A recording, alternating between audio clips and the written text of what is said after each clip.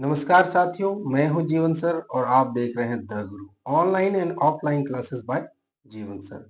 आज की इस क्लास में हम बात करने वाले हैं झारखंड टेट के दूसरे क्लास की, जो कि हिंदी व्याकरण से है। पिछला क्लासेस हमने दिया था आपको वर्ण विचार से और आज का क्लास है शब्द विचार। और इसमें एमसीक्यू के माध्यम से मैं सारी डाउट्स को क्लियर करा दूंगा। तो चलिए शुरुआत करते हैं प्रश्नों को।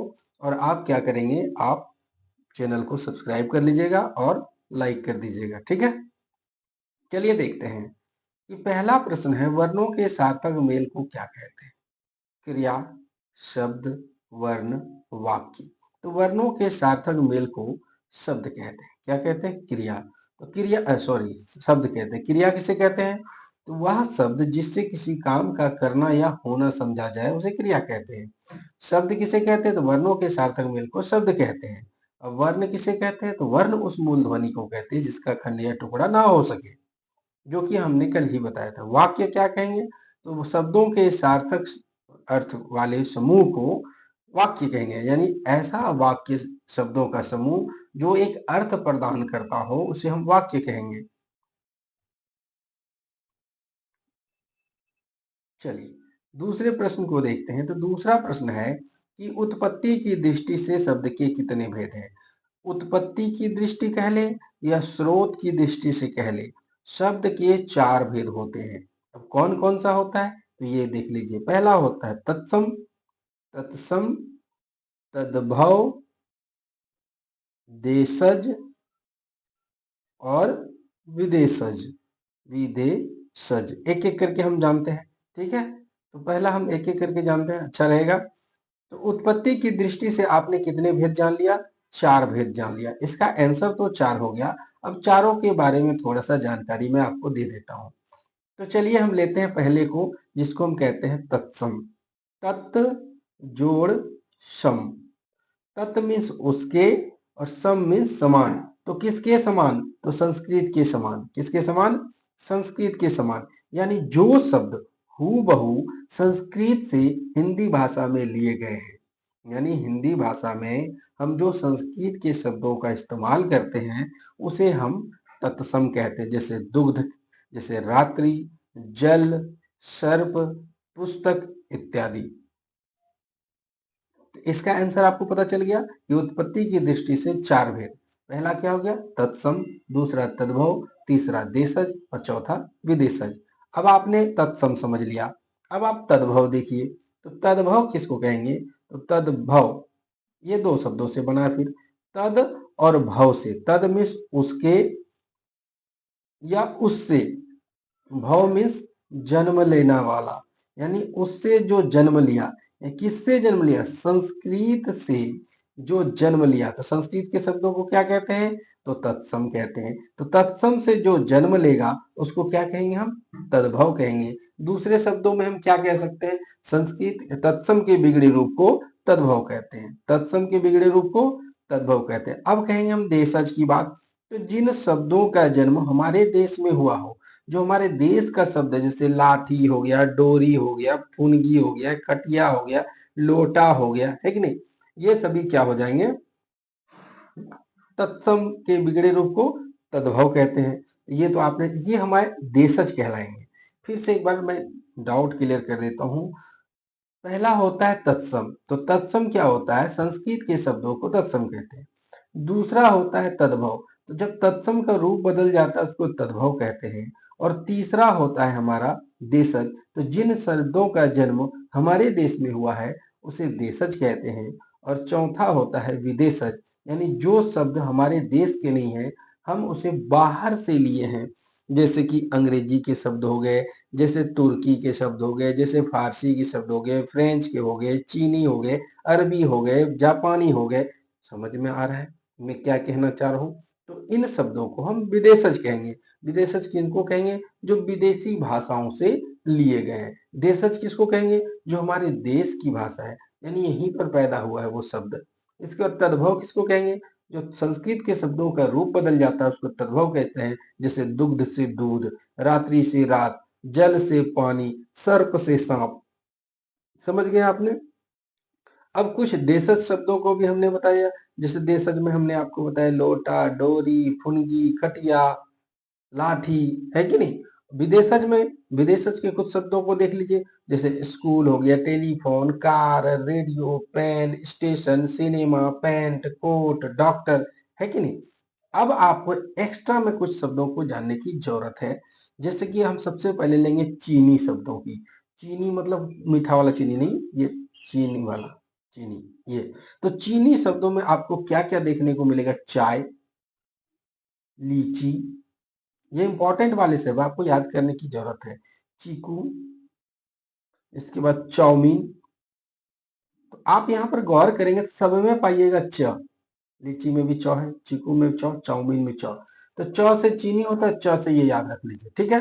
अब जरा दूसरा देख लेते हैं। दूसरा में हम आपको बताते हैं तुर्की के शब्दों को, ठीक है। आगे तो और भी डिटेल में बताऊंगा, फिर मैं हल्का हल्का बता देता हूँ। तुर्की शब्दों में काट फाट मार धाड़ वाले शब्द आएंगे, ठीक है। तुर्क बोलते थे इसको, तुर्क। तुर्क लोगों की जो आए थे वो कहाँ से आए थे? तुर्की से आए थे। तो ये मार काट वाले शब्दों का इस्तेमाल ज्यादा किया, जैसे कि कैंची, ये काटने के लिए होता है। चाकू, तोप, कुर्ता, इसके बाद लाश, तमंचा, इसके बाद आप ले लीजिए बारूद, बंदूक, ताश, बेगम, इसके बाद आप ले लीजिए सराय, चेचक। तो इस तरह के शब्द आपको तुर्की के देखने को मिलेंगे। फ्रेंच के शब्दों में बात करें तो फ्रेंच के शब्दों में आपको मिलेगा, जो फ्रांसीसी की भाषा से आए हैं, फ्रेंच के शब्दों में आपको मिलेंगे कारतूस, कारतूस, ठीक है। कारतूस के बाद रिपोर्टाज, जो रिपोर्टिंग करते हैं उसको रिपोर्टाज बोलते हैं, रिपोर्टाज। और रिपोर्टाज के बाद आपका मिलेगा कूपन, इसके बाद गेयर। ये शब्द आप अगर देखते हैं तो आप समझ जाइएगा कि ये फ्रेंच के शब्द है। आपको ये सब याद रखने की जरूरत पड़ेगी, क्योंकि हर चीज आपको ऑप्शन से नहीं मिलेगा। फारसी में मिलेगा आपको फौज, इसके बाद कागज, इसके बाद हजार, दुकान। ये सब आपके फारसी के शब्द है, जो इंपॉर्टेंट वाले हमने लिखा दिए। अरबी के शब्दों में देखेंगे तो अरबी के शब्दों में आपको मिलेगा आदमी, औरत, किताब, मकान, अल्लाह,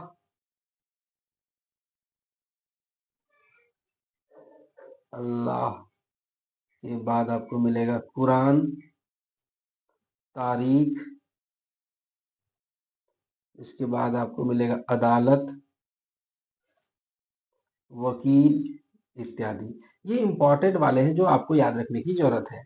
इसके बाद हम जापानी के शब्दों को ले लें। जापानी से भी पूछा गया है, तो जापानी का अगर हम बात करते हैं तो जापानी में आपको मिलेगा रिक्शा, रिक्शा, सायोनारा। ये सब इंपॉर्टेंट है, सब तो मैं लिख नहीं लिखा सकता हूँ, लेकिन आपको इम्पोर्टेंट। ऑटो, मोबाइल, ये सब आपको याद रखने की जरूरत है, जो कि जापानी में आता है, ठीक है। आगे फिर बाद में डिस्कस करूंगा। यहाँ पर आप जान लीजिए उत्पत्ति की दृष्टि से शब्द के चार भेद हैं: तत्सम, तद्भव, देशज और विदेशज। ठीक, इसका आंसर हो गया सी। अब हम सवाल नंबर 3 पे चलते हैं। सवाल नंबर 3 कहता है रचना या बनावट की दृष्टि से शब्द के कितने भेद होते हैं? तो रचना या बनावट की दृष्टि से शब्द के 3 भेद होते हैं। शब्द के कितने भेद होते हैं? 3 भेद होते हैं। पहला होता है रूढ़, दूसरा यौगिक, और तीसरा होता है योग रूढ़। योग रूढ़। अब सबको एक एक करके जान लीजिए। रूढ़ वैसे शब्द होते हैं जिसको आप खंड कर दीजिएगा तो या तो वो खंड होगा ही नहीं, या फिर खंड कर दीजिएगा तो उसका कोई अस्तित्व नहीं बचेगा, कोई अर्थ नहीं निकलेगा। यौगिक, यौगिक का मतलब होता है जुड़ना। ये दो शब्दों से या दो से अधिक शब्दों से जुड़ करके बने होते हैं और दोनों के अर्थ होते हैं। योग रूढ़ की बात करें हम, तो योग रूढ़ क्या होता है? ये भी जुड़ करके बने होते हैं, लेकिन ऐसे यौगिक शब्द जो तीसरे अर्थ को प्रदान करते हैं उसे हम योग रूढ़ कहते हैं। एक एक उदाहरण को लेकर के चलते हैं। जैसे कि अगर हम नाक लेते हैं, ठीक है, एक शब्द हम लिखते हैं नाक, तो हमने नाक लिखा। यदि आप ना और क को अलग कीजिएगा, इसका कोई अर्थ नहीं निकलेगा, तो ये हो गया आपका रूढ़ शब्द। ठीक है, यौगिक शब्द को ले लेते हैं हम एक, जैसे देखिए पाठशाला। ठीक है, ये पाठशाला, ये दो शब्दों से मिले, एक पढ़ने का और एक घर से। तो पाठशाला आपका क्या हो गया, यौगिक शब्द हो गया। लेकिन जरा इसको देखिए आप, त्रिनेत्र, त्रिनेत्र, इसमें भी दो शब्दों से मिलकर के बना हुआ है, एक त्रि से, दूसरा नेत्र से, तो ये भी यौगिक हुआ, लेकिन इसके विशेष अर्थ होते हैं, जैसे महादेव हो गया, भोले शंकर को हम लोग त्रिनेत्रधारी कहते हैं, या फिर नारियल हो गया, तो ये त्रिनेत्र कहलाता। तो ऐसे जो विशेष अर्थ प्रदान करेगा, जैसे कि अगर हम यहाँ पर देखिए पंकज, तो पंकज यानी कीचड़ में जन्म लेने वाला, या अर्थात कमल। तो जब हम ऐसे अर्थों को निकालते हैं, तो ये हमारा हो जाता है योग रूढ़। क्या हो जाता है, योग रूढ़ हो जाता है। ठीक है, चलिए इसका आंसर आपको मिल गया होगा 3, रूढ़, यौगिक, योग रूढ़। अब कह रहा है प्रयोग के आधार पर शब्द के कितने भेद होते हैं। तो प्रयोग के आधार पर शब्द के 2 भेद होते हैं। कौन कौन सा होता है, तो होता है विकारी और दूसरा होता है अविकारी। ठीक है, अब इसको आप समझ लीजिए विकारी क्या होता है। तो विकारी वैसे शब्द होते हैं जो लिंग वचन कारक के अनुसार, लिंग वचन कारक और इसके अनुसार वो अपना रूप बदल लेते हैं, उसे विकारी शब्द कहते हैं। जैसे मैं जाता हूं, तुम जाती हो, तो जाना का देखिए रूप बदल रहा है, जाता जाती, खा पीना पीती, इस तरह का। जैसे वह लड़का है, तुम लड़की हो, तो लड़का लड़की, ये बदल रहा है। तो बदलने वाले शब्दों को विकारी शब्द कहते हैं, और इसके अंतर्गत 4 आते हैं। पार्ट्स ऑफ स्पीच के पहले 4, संज्ञा, सर्वनाम, क्रिया और विशेषण।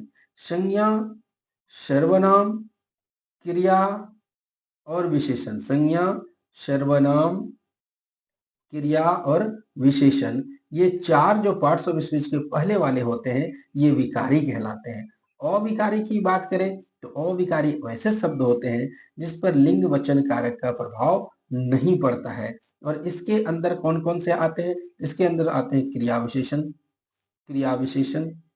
ठीक है, क्रिया विशेषण के बाद आता है संबंध बोधक, इसके बाद आता है समुच्चय बोधक, और इसके बाद आता है विस्मयादि बोधक। क्रिया विशेषण की बात करें तो जैसे कि अब, मैं अब पढ़ता हूं, तुम अब पढ़ती हो, हर हाल में अब स्थिर है, ये अपना रूप नहीं बदल रहे हैं।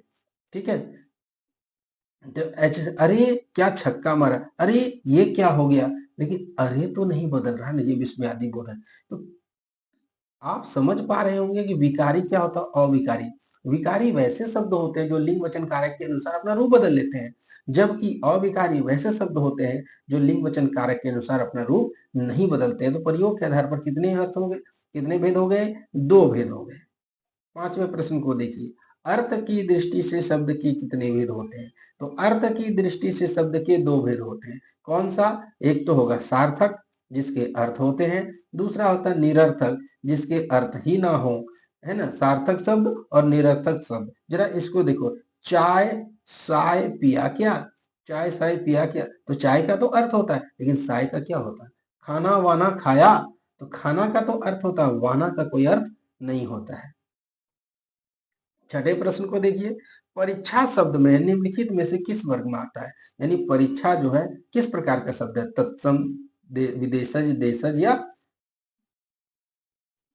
तद्भव। ये 4 आपके तत्सम, तद्भव, देशज और विदेशज। तो अब आपको बताने हैं कि परीक्षा किस प्रकार का शब्द है। चलिए देखते हैं। ठीक है, देख लिया आपने, अब बताते हैं। तो पहली बात है कि परीक्षा, परीक्षा संस्कृत का शब्द है क्या, जरा आप इसे देखिए। देख लिया आपने, तो क्या दिखा, आपने इस बात को ध्यान से नहीं देखा जो कि मैं दिखाने वाला हूं।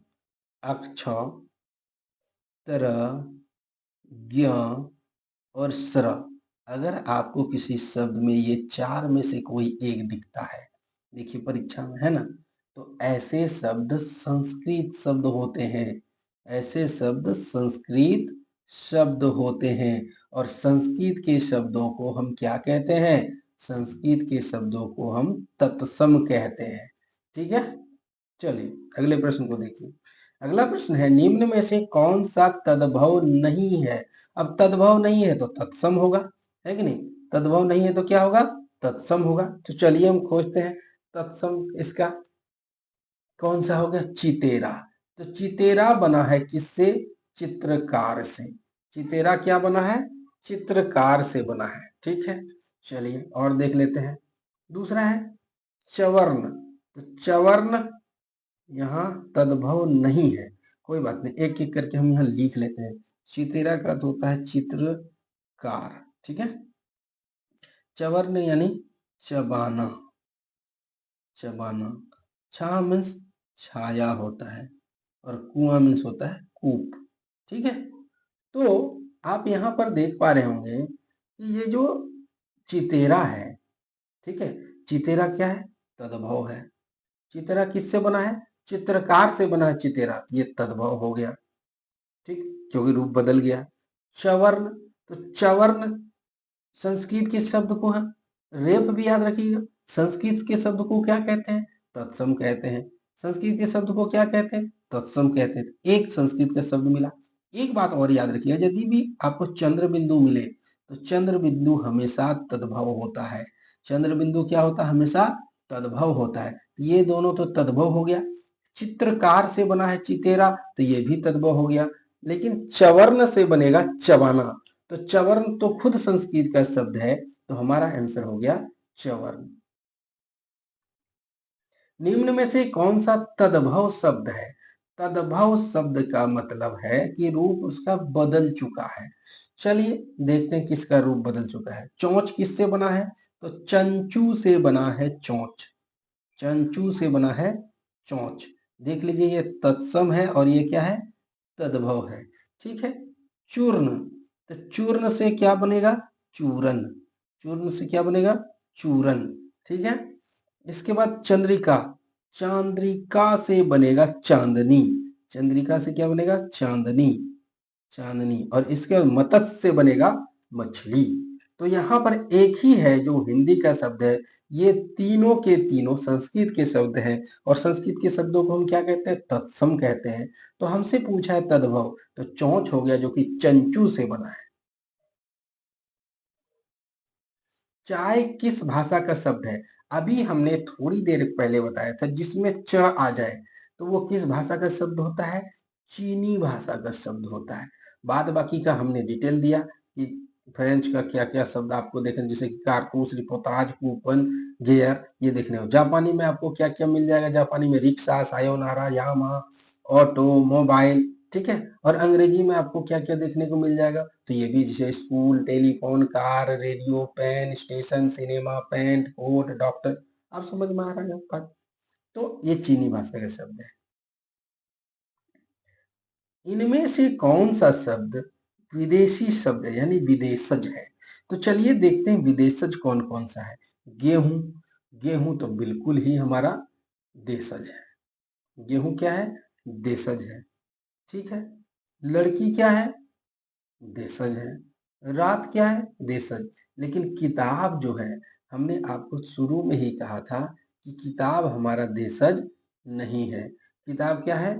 विदेशज शब्द है। और किस भाषा से लिया गया अगर आपसे पूछता है, तो अरबी से लिया गया है। किताब किस भाषा से लिया गया है? अरबी भाषा से लिया गया है। तो ये हमारा हो गया विदेशज शब्द, यही आपसे पूछा था। 11वां प्रश्न को देखने से पहले देखिए, यहाँ पर एक नोटिफिकेशन आ गया कि जो बच्चे, आप देखिए चैनल को तो देख तो रहे हैं, क्लासेस भी अच्छी आपको लग रही है, लाइक भी कर रहे हैं, कमेंट भी कर रहे हैं, लेकिन सब्सक्राइब नहीं कर रहे हैं। तो कृपया सब्सक्राइब कर लीजिए, तभी तो आप हम जोड़ के तैयारी करेंगे तो मजा आएगा। तो प्लीज सब्सक्राइब कर लीजिए, फिर से आग्रह है आपका, और कर लिए तो आपको बहुत बहुत धन्यवाद। चलिए अगले प्रश्न को देखते हैं। अगला प्रश्न है, इनमें से कौन सा देशज शब्द नहीं है? नहीं वाले में तो बड़ी फंसाता है, तो हमको किसको देखना है? विदेशज खोजना है, ठीक है। क्या करना है हमें? विदेशज खोजना है। खोजिए। जूता देशज है, रोटी देशज है, थैला देशज है, और मार धाड़ वाला हमने आपको बताया था, ये किसका होता है? ये तुर्की भाषा का है। ये है ना, काट कूट, मार धाड़, ये तुर्की भाषा का शब्द है। 12वां प्रश्न है, इनमें से कौन सा देशज है? चलिए देखते हैं देशज कौन सा है। पेन, PEN, भाई ये तो अंग्रेजी भाषा के शब्द हो गए। रेल, RAIL, रेल, ये भी आपका विदेशज हो गया। कैंची, तुर्की भाषा का अभी हमने आपको बताया। तो लाठी क्या है, देखिए कुछ शब्दों को याद रख लीजिए। लाठी, डोरी, बाल, लाठी, डोरी, फुनगी, खटिया, पीढ़ा, ये सब आपको देशज शब्द कहलाते हैं, इसको आप याद रखिए, ठीक है। इनमें से रूढ़ शब्द कौन सा है? तो रूढ़ शब्द की अभी हमने थोड़ी देर पहले आपको चर्चा की थी। ऐसे शब्दों को जब आप तोड़ देंगे ना तो उसका कुछ अर्थ नहीं निकल आएगा। वो एक साथ ही उसको तोड़ देने पर कोई फर्क नहीं पड़ता, यानी कोई अर्थ निकलेगा ही नहीं। जरा यहाँ देख लीजिए, वाचनालय यानी वाचन का आलय, ये आपका क्या हो गया, यौगिक। समतल, समांतल, ये भी यौगिक हो गया। विद्या का आलय, ये भी यौगिक हो गया। लेकिन पशु, प और सु को आप तोड़ दीजिए तो इसका ना कोई अर्थ निकलेगा, ना इसका कोई, स्वतंत्र रूप से इसको जैसा है वैसा ही रहने दीजिएगा, तभी कोई अर्थ निकलेगा। इसके साथ छेड़छाड़ कीजिएगा तो इसका अर्थ अनर्थ हो जाएगा, इसका अर्थ निकलेगा ही नहीं। और ऐसे शब्दों को हम रूढ़ शब्द कहते हैं। 14वां प्रश्न है, निम्न में से कौन यौगिक शब्द है? यौगिक शब्द में अभी हमने आपको बताया था, वो दो या दो से अधिक शब्दों से मिलकर के बने होते हैं, लेकिन विशेष अर्थ प्रदान नहीं करते हैं। जैसे लेखक एक ही सिंगल शब्द है, तो ये क्या हो गया, रूढ़। पुस्तक, रूढ़। योगी, रूढ़। विद्या का आलय, विद्या जोड़ आलय, है ना, विद्या जोड़ आलय, तो ये हो गया विद्यालय। तो ऐसे शब्दों को क्या कहते हैं हम? यौगिक कहते हैं। तो हमारा आंसर हो गया विद्यालय। 15वां प्रश्न है कि शब्द रचना के आधार पर बताइए कि कौन सा शब्द योग रूढ़ है। योग रूढ़ हमने क्या बताया था, जो विशेष अर्थ प्रदान करेगा। पवित्र, कोई विशेष अर्थ नहीं। कुशल, कोई विशेष अर्थ नहीं। विनिमय, कोई। जलज, जलज मीन्स क्या होता है, पंकज। पंकज मीन्स क्या होता है, कमल, है ना। और क्या होता है, जलज के साथ इसका होता है जोंक, ये भी होता है। तो ये सब देखिए विशेष अर्थ प्रदान कर रहा है। ये हमारा होगा योग रूढ़।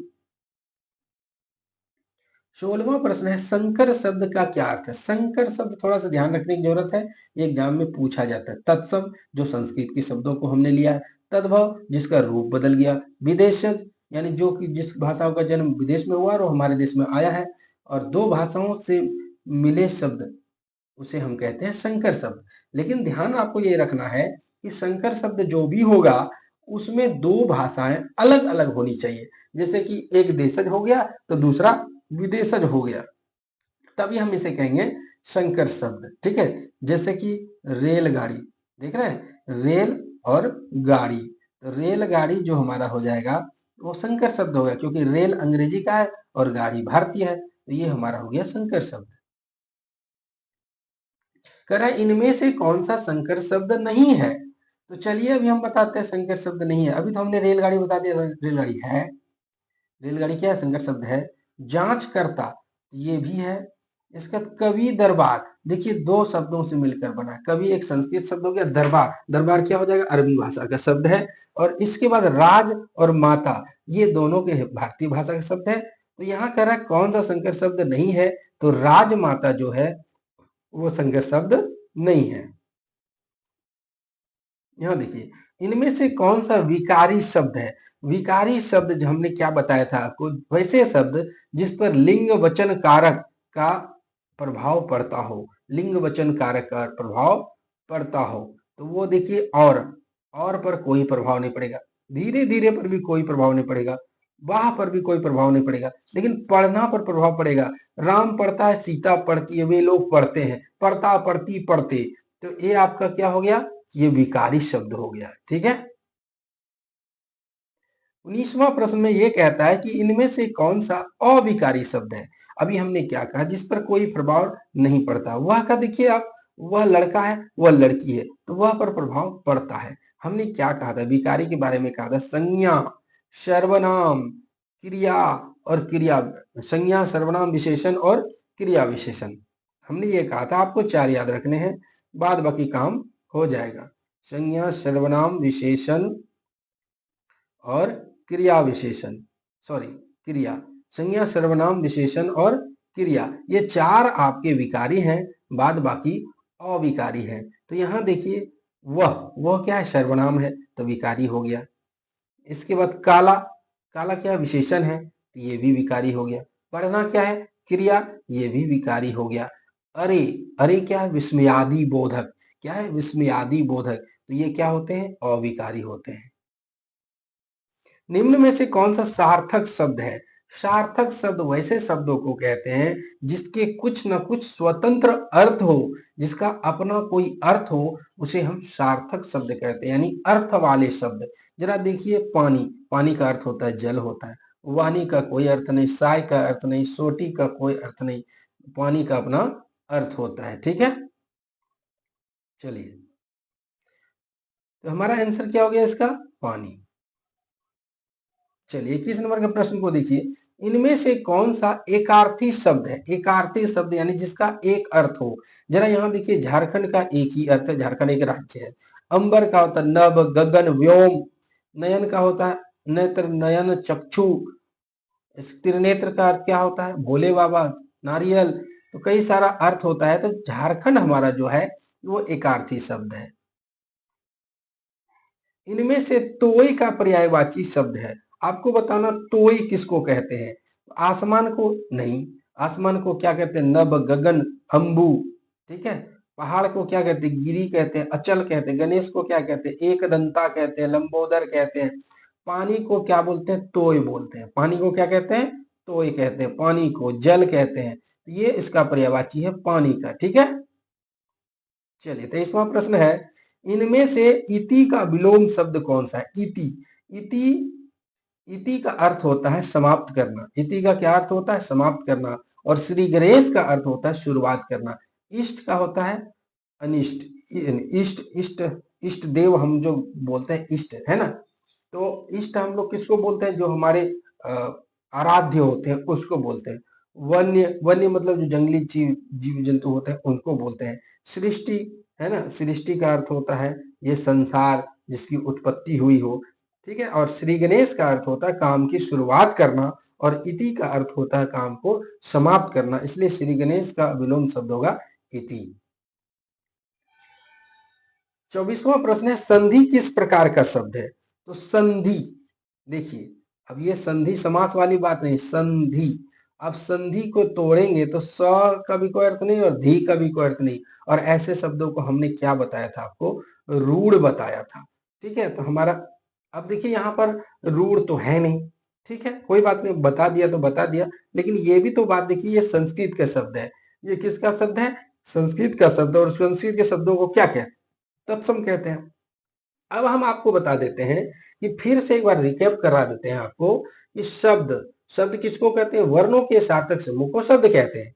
अब इसका वर्गीकरण करेंगे तो हम 4 आधार पर वर्गीकरण कर सकते हैं, उत्पत्ति की दृष्टि से, रचना या बनावट की दृष्टि से, प्रयोग की दृष्टि से, अर्थ की दृष्टि से। अगर उत्पत्ति की दृष्टि से बात करें तो तत्सम, तद्भव, देशज, विदेशज। रचना या बनावट की दृष्टि से बात करें तो रूढ़, यौगिक, योग रूढ़। और प्रयोग के आधार पर बात करें तो विकारी, अविकारी। और अर्थ के आधार पर बात करें तो सार्थक और निरर्थक शब्द होते हैं। तो ये कुल 11 प्रकार के शब्द हुए। इसके अलावा हिंदी व्याकरण और भी कई प्रकार के शब्द होते हैं, जैसे एकार्थी, एकार्थी यानी एक अर्थ वाले शब्द। दूसरा होता है अनेकार्थी, जिसके अनेक अर्थ निकले। तीसरा होता है पर्यायवाची शब्द, पर्यायवाची शब्द यानी एक शब्द के भी अन्य नाम होते हैं। वो विलोम शब्द यानी किसी शब्द का उल्टा बताने वाले। श्रुति संविनार्थक शब्द यानी सुनने में तो एक जैसा रहेगा, जैसे अली और अली, अली मीन्स भौरा होता है, अली मीन्स कंधा होता है। इसके बाद अनेक शब्दों के बदले एक शब्द भी होता है। तो कई प्रकार के शब्द होते हैं, आपको मैंने सभी प्रकार से थोड़ा थोड़ा लेकर के दिया है। आज का सवाल आपके लिए, और आपको कमेंट करके बताना कि अब हम देखना चाहते हैं आपने जो पढ़ा आपको याद हुआ कि नहीं हुआ। आपको ये कमेंट करके बताना है कि उत्पत्ति की दृष्टि से शब्द के कितने भेद होते हैं, 2, 3, 4 या 5। अगले क्लास में मैं नाम बताऊंगा, किसने किसने सही जवाब दिया उसका नाम मैं अगले वीडियो में आपको जरूर बताऊंगा। ठीक है, आपने वीडियो को अंत तक देखा, इसके लिए बहुत बहुत धन्यवाद। सभी बच्चे ऐसा नहीं कर पाते, धैर्य बनाए रखना बहुत बड़ी बात होती है। तो आज का क्लास यही समाप्त होता है, जो कि क्लास सेकंड था। मिलेंगे जल्द ही, हम कल ही मिलेंगे, और वो होगा क्लास 3 और हिंदी व्याकरण से होगा। हिंदी व्याकरण को पहले खत्म करेंगे, इसके बाद हम दूसरे को देंगे। ठीक है, चलिए तो मिलते हैं अगले वीडियो में, तब तक के लिए धन्यवाद।